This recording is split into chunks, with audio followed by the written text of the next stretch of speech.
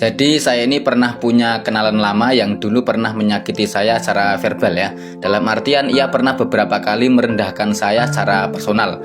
Entah dia sadar atau tidak, memang sudah tabiat atau bukan, tapi yang saya ingat ya omongannya itu nyelekit dan tidak mengenakan hati. Ibarat panganan ki ya kaya telo lah ya empuk tur seret. Nah, yang bikin saya mangkel, orang ini sekarang justru tampil sebagai sosok yang lumayan terkenal lah di media sosial. Sehingga saya mau tak mau harus sering melihat dia di media sosial ya. Setiap kali dia muncul, dendam masa lalu saya karena dulu pernah disakiti oleh ucapan dia itu kemudian serasa hadir kembali gitu. Dan itu secara reaktif sangat mengganggu keasikan saya. Padahal saya yakin dia sendiri tidak peduli dengan apa yang saya rasakan. Saya menduga banyak dari kalian yang juga pernah mengalami hal ini. Soalnya masalah ini kelihatannya sudah menjadi semacam masalah kolektif lah bagi banyak orang. Nah, mari kita coba tanyakan solusi atau masukan soal masalah ini ke Mas Aji Santoso Putro, seorang pakar emotional healing yang sudah sangat sering menulis tentang isu ini. Mohon masukannya, Mas Aji. Sebatas dengar ceritamu dan di durasi yang terbatas ini, boleh ya saya tanya dulu, kamu berniat memulihkan perasaan dendam itu atau pengen ya terus merawat dendam itu? Kalau memang berniat memulihkan perasaan dendam itu, kalau saya boleh saran ya, apa yang sebaiknya dan bisa kamu lakukan? Jadi alurnya kan setiap kali dia muncul di media sosial, diikuti munculnya juga pikiran ingatan ketika dulu dia menyakiti hatimu.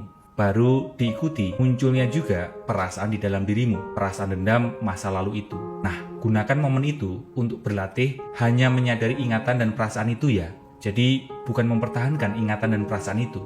Karena bisa saja loh, kita ini malah mempertahankannya demi memberi makan ego. Dan dendam itu nggak kunjung pulih karena dendam itu jadi identitas ego. Tapi di sisi lain juga bukan melawan ingatan dan perasaan itu. Karena semakin melawan ingatan dan perasaan itu justru makin menguat. Sebelum tergesa berusaha, gimana ya caranya memaafkan dia? Gimana ya caranya menemui orangnya? Berlatihlah dulu menemui ingatan dan perasaan dendam yang muncul itu. Hanya menyadari ingatan dan perasaan itu seperti ketika kita di pinggir sungai dan hanya menyadari arus sungainya. Begitu pula kita hanya menyadari arus ingatan dan perasaan. Jadi dengan berlatih hanya menyadari, maka akan membantu perasaan dendam itu akan berangsur pulih. Di awal pulih bukan berarti tidak munculnya ingatan dan perasaan dendam itu, tapi meredanya dorongan untuk mempertahankan maupun melawan ingatan dan perasaan dendam itu. Pelan-perlahan setelahnya, barulah ingatan dan perasaan dendam akan surut dengan sendirinya. Dengan tekun berlatih ini, maka kita juga bisa terbantu jadi manusia yang nggak mudah sakit hati. Imunitas batin kita jadi kuat.